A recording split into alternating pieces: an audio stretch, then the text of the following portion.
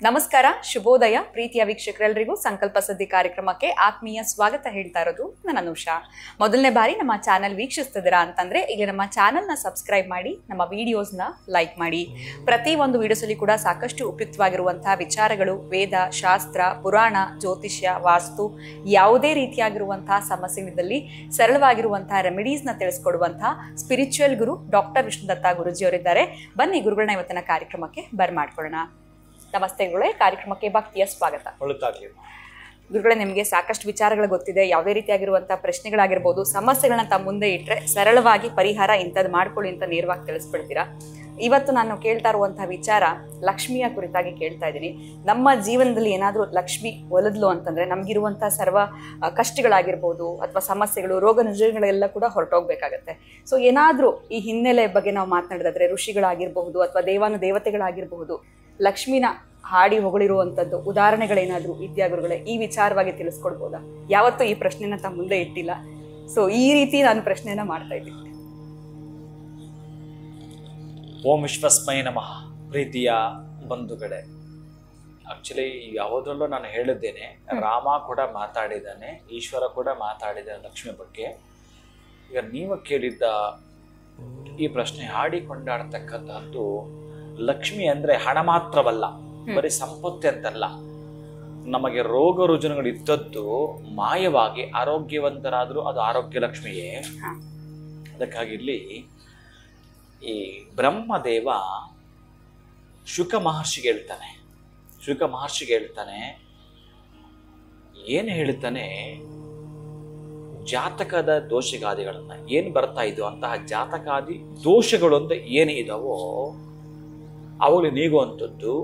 ಆಮೇಲೆ ಯಾವ ಗ್ರಹ ಯಾವ ಮನೆಯಲ್ಲಿದ್ದು ಯಾರನ್ನು ಬಾಧಿಸ್ತಿದೆಯೋ ಇನ್ನು ಕಡು ಕಷ್ಟ ಕಾಲ ಪ್ರಾರಂಭವಾಗ್ತಾ ಇದೆ.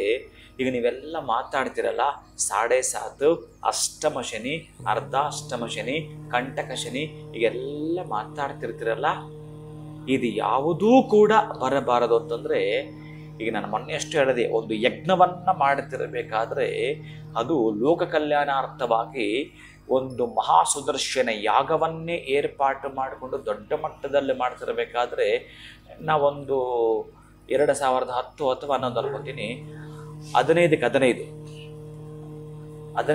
ಇಷ್ಟು ದೊಡ್ಡದಾಗಿ ಬರುತ್ತೆ. ಅಷ್ಟು ದೊಡ್ಡದು ಹೋಮಕೊಂಡ ಡೆಪ್ತ್ ಕೂಡ, ಆಳ ಕೂಡ 15. ಬಹುಶಃ ಲಾರಿ ಗಟ್ಲೆ, ಟ್ರಾಕ್ಟರ್ ಗಟ್ಲೆ ಸೌದೆಗಳನ್ನ, ದೊಡ್ಡ ದೊಡ್ಡ ಮರಗಳನ್ನು ಹಾಕಿ ಅದಕ್ಕೆ ತುಪ್ಪವನ್ನು ಹಾಕಿದಾಗ ಅದು 24 ತಾಸು ನಡೀತು. 24 hours ನಡೆಯಬೇಕು ಈ ಯಜ್ಞ ಅಂತೇಳಿ ನಾನು ಪ್ರಾರಂಭಿಸಿದ್ದೆ. ದೊಡ್ಡ ಮಟ್ಟದ್ದು, ಅದೊಂದು ವಿಶೇಷವಾಗಿರ್ತಕ್ಕಂತಹದ್ದು. ಇನ್ನು ನಾವು 108, 1008 ಬಹಳ ಮಾಡ್ಕೊಂಡು ಬಂದಿದ್ದೇವೆ. ಇದು ಒಂದು ಯಜ್ಞ. ಏನು ಅಂತಂದ್ರೆ, ಆ ಗ್ರಾಮಗಳಿರ್ತಕ್ಕಂಥ ವೈಮನಸ್ಸುಗಳಿರ್ತಕ್ಕಂತಹದ್ದು, ರೋಗ ರುಜಿನಗಳು ಮುಂದೆ ಬರಬಹುದಾಗಿರೋ ತಾಪದ ಎಲ್ಲವೂ ನಿವಾರಣೆ ಮಾಡೋ ಶಕ್ತಿ ಇರುತ್ತೆ. ಅಂತಹ ಯಜ್ಞ ಮಾಡುವಾಗ ಈ ಚಿಟ್ಟೆಗಳು ಹಂಚ್ಕೊಳ್ಳಿ.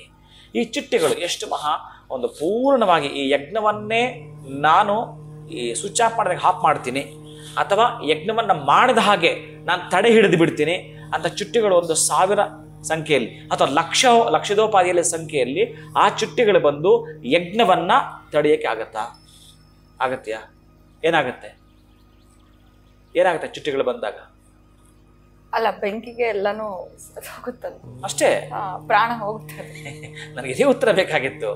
ಏನು ಅಂತಂದ್ರೆ, ಅಷ್ಟು ಯಜ್ಞವನ್ನ ನಾವು ಉರಿಯಲಿಕ್ಕೆ ಬಿಡೋದಿಲ್ಲ, ಊರ್ಧ್ವಮುಖವಾಗಿ ಉರಿಯಲಿಕ್ಕೆ ನಾವು ಬಿಡೋದಿಲ್ಲ ಅಂತೇಳಿ ಅದನ್ನ ತಡಿತೀವಿ ಅಂತೇಳಿ ಚಿಟ್ಟೆಗಳು ಬಂದ್ರೆ ಏನಾಗ್ತವೆ? ಅವೇ ಸುಟ್ಟು ಭಸ್ಮ ಆಗ್ತವೆ. ಹಾಗೇನೆ ಯಾವುದೇ ಗ್ರಹಗಳು ನಿಮ್ಮ ಜಾತಕದಲ್ಲಿ ಕೆಟ್ಟದ್ದು ಮಾಡುತ್ತೆ ಅಂತಂದ್ರೆ ಕೆಟ್ಟದ್ದು ಭಸ್ಮ ಆಗುತ್ತಂತೆ. ಕೆಟ್ಟದೇ ನಡೆಯಲ್ಲ. ಅವ ನನ್ನ ಪಾರಾಯಣ ಮಾಡಿದ್ದಾನೆ, ಅವ ನನ್ನ ಅನುಗ್ರಹಕ್ಕೆ ಒಳಗಾಗಿದ್ದಾನೆ, ಅವ ನನ್ನ ಅನುಮತಿ ಪಡೆದುಕೊಂಡಿದ್ದಾನೆ, ಅವನಿಗೆ ನಾನು ಆಶೀರ್ವಾದ ಮಾಡಿದ್ದೇನೆ, ನನ್ನ ಕೃಪೆ ಅವನ ಮೇಲಿದೆ ಅಂತ ಲಕ್ಷ್ಮಿ ಹೇಳ್ತಾಳಂತೆ. ಅಂತಹ ಲಕ್ಷ್ಮೀ ಕವಚವಿದೆ, ನೀವು ತೆಗೆದು ನೋಡ್ಬೇಕು. ಇವಾಗ ಲಕ್ಷ್ಮೀ ಕವಚದಲ್ಲೇ ಬ್ರಹ್ಮ ಉವಾಚ ಶುಕ ಕೇಳಿಸ್ಕೊಳ್ತಾ ಇರ್ತಕ್ಕಂಥ ಎಲ್ಲವೂ ಕೂಡ ಲಕ್ಷ್ಮೀ ಕವಚ ಬೇರೆ, ಮಹಾಲಕ್ಷ್ಮಿ ಕವಚ ಬೇರೆ. ಲಕ್ಷ್ಮಿ ಬೇರೆ, ಮಹಾಲಕ್ಷ್ಮಿ.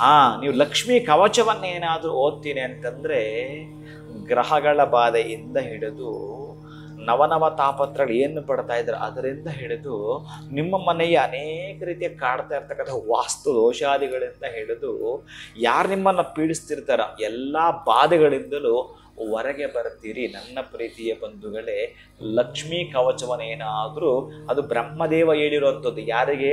ಶುಕ ಮಹರ್ಷಿಗೆ. ಇದನ್ನೊಂದು ಮಾಡಿಕೊಂಡ್ರೆ ಅದ್ಭುತವಾಗಿರುತ್ತೆ ಅಂತಹ ಲಕ್ಷ್ಮೀ ಕವಚವನ್ನು ಪಠಣ ಮಾಡಿ ಪಾರಾಯಣ ಮಾಡಿ ಒಂದು ಅನುಷ್ಠಾನಕ್ಕೆ ತಂದುಕೊಳ್ಳಿ. ಅದು ನಿಮಗೆ ಗೊತ್ತಾಗ್ಬಿಡತಕ್ಕಂಥದ್ದು. ನಾನು ಕೆಲವರು ಕೊಟ್ಟಿದ್ದೇನೆ.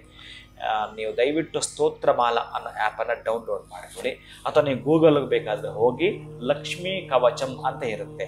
ಅಂತಹ ಲಕ್ಷ್ಮೀ ಕವಚವನ್ನು ತೆಗೆದು ನೋಡಿದಾಗ ಎಲ್ಲ ಭಾಷೆಯಲ್ಲಿದೆ. ಅದನ್ನು ಓದುತ್ತಾ ಬನ್ನಿ, ಅದರಲ್ಲೇ ನಿಮಗಿದೆ ನೋಡಿ. ಈಗ ನಾನು ಇಷ್ಟು ಪಾಯಿಂಟ್ ಹೇಳಿದ್ನಲ್ಲ, ಆ ಗ್ರಹಗಳದ್ದಾಗಿರಬಹುದು, ಬ್ರಹ್ಮನದಾಗಿರಬಹುದು, ಶುಕ ಮಹರ್ಷಿ ಆಗಿರಬಹುದು, ಯಾರಿಗೆ ಹೇಳಿದ್ರೆಲ್ಲ ಕೇಳಿಸ್ಕೊಂಡಿದ್ದೆಲ್ಲವೂ ಆ ಲಕ್ಷ್ಮೀ ಕವಚದಲ್ಲಿದೆ. ಲಕ್ಷ್ಮೀ ಕವಚ ನಾವು ಹೇಳ್ತೀವಿ ಅಂತಂದರೆ ವಾಕ್, ನೀವು ಮಾತಾಡೋದು ನಡೆಯುತ್ತೆ, ನೀವು ಹೇಳಿದ್ದು ನಡೆಯುತ್ತೆ.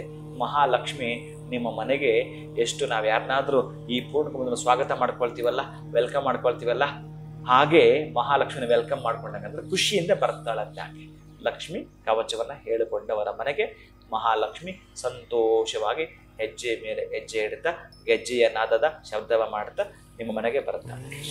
ಗುರುಗಳೇ, ನನಗಂತೂ ಮಾತುಗಳೇ ಬರ್ತಾ ಇಲ್ಲ.